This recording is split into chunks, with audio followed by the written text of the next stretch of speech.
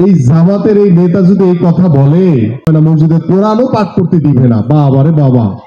আমাদের দলেরও কিছু অনৈতিক নেতা রয়েছে যারা চাঁদাবাজ লুটতরাজের সাথে আমরা মাঝে মাঝে দেখছি। দীর্ঘ 17 বছর যে দুঃশাসন আমরা পার করেছি, সেই দুঃশাসনের পরে আমরা একটি স্বস্তির নিঃশ্বাস ফেলেছি বাংলাদেশের মানুষ। শুনছেন গতকালকে এক জামাতের নেতা কি বলছে? শুনছেন আপনারা? কি বলেছে জানেন? বলেছে যদি মসজিদে রাজনীতি করতে না দেওয়া হয় তাদেরকে, তাহলে কোরআনও পাঠ করা যাবে না মসজিদে। নাউজুবিল্লাহ।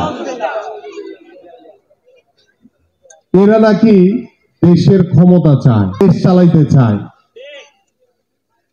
এই জামাতের এই নেতা যদি এই কথা বলে যে মসজিদে রাজনীতি করতে না দিলে কোরআন শরীফ পাঠ করা যাবে না, মসজিদে কোরআনও পাঠ করতে দিবে না, বাবা রে বাবা। কত ক্ষমতা! আল্লাহর ক্ষমতার চেয়ে মনে হয় যে বেশি ক্ষমতা হয়ে গেছে। নাউজুবিল্লাহ। এইভাবে কেউ ক্ষমতায় আসতে পারে না। আমি আপনাদের কাছে বলছি, যারা ধর্মকে ব্যবহার করে নিজের ফায়দা নেওয়ার জন্য, জনগণ কি তাদেরকে ভোট দিবে? কখনোই ভোট দিবে না। আমি তো শুধু একটা উদাহরণ দিলাম, এরকম শত শত উদাহরণ আছে। আমি ওদিকে যাব না। আমি শুধু আপনাদেরকে এই কথাটা বলার উদ্দেশ্য হচ্ছে আপনাদেরকে সতর্ক করে দেওয়া। কারণ আপনারা ধর্মপ্রাণ মুসলমান। আপনারা সকলেই জানেন যে বাংলাদেশে মুসলমান হচ্ছে প্রায় 95%। আমাদের শহীদ রাষ্ট্রপতি জিয়াউর রহমান যখন রাষ্ট্র পরিচালনার দায়িত্বভার গ্রহণ করেন, তিনি যখন দেখেছেন যে বাংলাদেশে 95% বাংলাদেশের মুসলমান রয়েছে, তখন তিনি সংবিধানে সংযোজন করেছেন বিসমিল্লাহির রহমানির রহিম। আল্লাহর প্রতি পূর্ণ আস্থা এবং বিশ্বাস রেখে আমাদের সকল কার্যক্রম পরিচালিত হবে।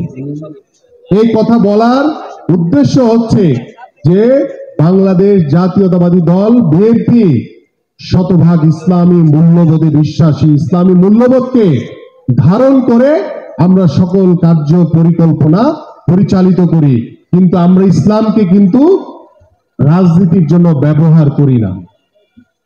কিন্তু একটি ইসলামিক দল তারা রাষ্ট্র ক্ষমতার মোহে পড়ে তারা নিজেদের ধর্ম ইসলামকে বিক্রি করছে।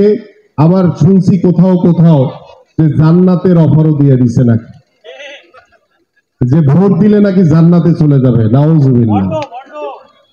আল্লাহ এদেরকে হেদায়েত করুক, আল্লাহ এদেরকে হেদায়েত করুক। আপনারা সতর্ক থাকবেন। আপনাদেরকে মা বোনদের, আমার ঘরের মায়েদের, খালাদের, বোনদেরকে সতর্ক রাখতে বলবেন, সতর্ক থাকতে বলবেন। কারণ আমরা চাই একটি সুন্দর বাংলাদেশ, একটি শান্তিপূর্ণ বাংলাদেশ, একটি মানবিক বাংলাদেশ, যে বাংলাদেশে আপনারা স্বাধীনভাবে আপনাদের আগামীর ফেব্রুয়ারিতে যে নির্বাচন হবে, সেই নির্বাচনে আপনারা ভোট দিবেন। আপনারা সকালবেলায় ঘুম থেকে উঠে সবার আগে ভোট কেন্দ্রে চলে যাবেন, ভোট দিয়ে আপনার নাগরিক অধিকার প্রতিষ্ঠা করবেন এবং সেই নাগরিক অধিকার প্রতিষ্ঠার মাধ্যমে আপনাদের দেওয়া ভোট আপনাদের যোগ্য প্রার্থীকে নির্বাচিত করবে। আপনাদের দেওয়া ভোট আপনার যোগ্য মার্কাকে নির্বাচিত করবে। আপনাদের দেওয়া ভোট আপনার যোগ্য দলকে নির্বাচিত করে বাংলাদেশে একটি জনগণের সরকার প্রতিষ্ঠিত হবে এবং সেই জনগণের সরকার বাংলাদেশের মানুষের কাছে শতভাগ জবাবদিহিতামূলক একটি সরকার গঠন করবে ইনশাআল্লাহ। এবং আমি আপনাদের সন্তান হিসেবে, ভাই হিসেবে, বন্ধু হিসেবে আজকে আহ্বান করছি যে আসেন আমরা সকলেই ঐক্যবদ্ধ থেকে আমরা যে কোনো সমস্যা আসবে সেটা আলোচনার মাধ্যমে আমরা সমাধান করব ইনশাআল্লাহ। এবং আপনাদের যে সমস্যাগুলো আপনারা বলেছেন, আপনাদের যে সাইনবোর্ড, আপনাদের গেট এবং আপনাদের যে সবচেয়ে বড় যে প্রয়োজন সেটা হচ্ছে নিরাপত্তা।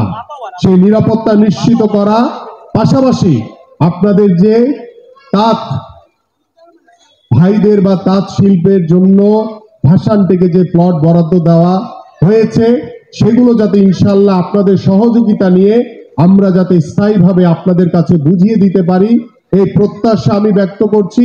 এবং আপনাদের কাছে সর্বশেষ যেটি চাওয়া, আপনাদের কাছে দোয়া এবং সহযোগিতা চাই যে আমি আপনাদের একজন সন্তান হিসেবে, ভাই হিসেবে, বন্ধু হিসেবে, আপনাদের একজন প্রতিনিধি হিসেবে যাতে কাজ করতে পারি, ধানের শীষের প্রতীকের একজন প্রতিনিধি হিসেবে কাজ করতে পারি এবং আমি বিএনপির একজন প্রতিনিধি হিসেবে কাজ করে আল্লাহর রহমতে যদি আল্লাহ পাক আমাদেরকে নির্বাচিত করে ধানের শীষের প্রতীক নিয়ে আপনাদের সকল সমস্যার সমাধান করা হবে ইনশাআল্লাহ। এটা আমার ওয়াদা। এবং আমি যে অনেকেই বলে ভাই আল্লাহ যদি আপনাকে এমপি বানায় বা মন্ত্রী বানায় তাহলে তো আপনি চলে যাবেন আমাদেরকে ছেড়া। আমি আপনাদের কাছে ওয়াদা করছি আল্লাহ যদি আমাকে এমপি মন্ত্রী বানায়ও আল্লাহর রহমতে আমি আমার এই ইস্টার্ন হাউজিং এ আপনাদেরকে ছেড়ে কোথাও কখনো যাব না ইনশাআল্লাহ। এটা আমার ওয়াদা ইনশাআল্লাহ আপনাদের কাছে।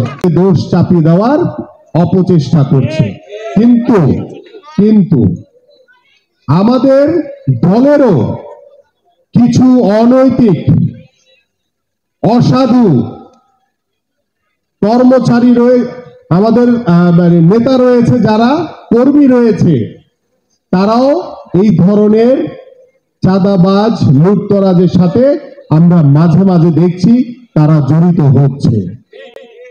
কিন্তু আমি আপনাদের কাছে আশ্বস্ত, কেউ এই ধরনের অপকর্মের সাথে জড়িত থাকে সবার আগে তার বিরুদ্ধে আমরা আইনগত ব্যবস্থা নিচ্ছি এবং তার বিরুদ্ধে আমরা সাংগঠনিক ব্যবস্থা নিচ্ছি। ইতিমধ্যে আমাদের রূপনগর এবং পল্লবীতে, ইতিমধ্যে আমাদের এই ঢাকা 16 আসনে পল্লবী এবং রূপনগর সহ এবং ঢাকা মহানগর উত্তরে 26টি থানাতে আমরা যদি কোথাও আমার দলের কাউকে আমরা দেখেছি কোনো প্রকার অনৈতিক কোনো কর্মকাণ্ডের সাথে জড়িত হয়েছে, তার বিরুদ্ধে তাৎক্ষণিকভাবে আমরা সাংগঠনিক ব্যবস্থা নিয়েছি এবং তার বিরুদ্ধে আমরা আইনগত ব্যবস্থা নিয়েছি। আমরা কোনোভাবেই কোনো চাঁদাবাজ, কোনো বিশৃঙ্খলাকারী, কোনো দখলদারকে প্রশ্রয় দেই না, এটুকু আপনাদের কাছে আশ্বস্ত করছি। এবং যদি কেউ আপনাদের কাছে এসে চাঁদা চায় বা আপনাদের উপরে কোনো প্রকার প্রভাব বিস্তার করার চেষ্টা করে সরাসরি আমাকে জানাবেন। আমি তাৎক্ষণিকভাবে ওই সে যেই হোক না কেন তার বিরুদ্ধে আইনগত এবং তার বিরুদ্ধে সাংগঠনিক ব্যবস্থা নেওয়া হবে, এটুকু আপনাদের কাছে আশ্বস্ত করছি।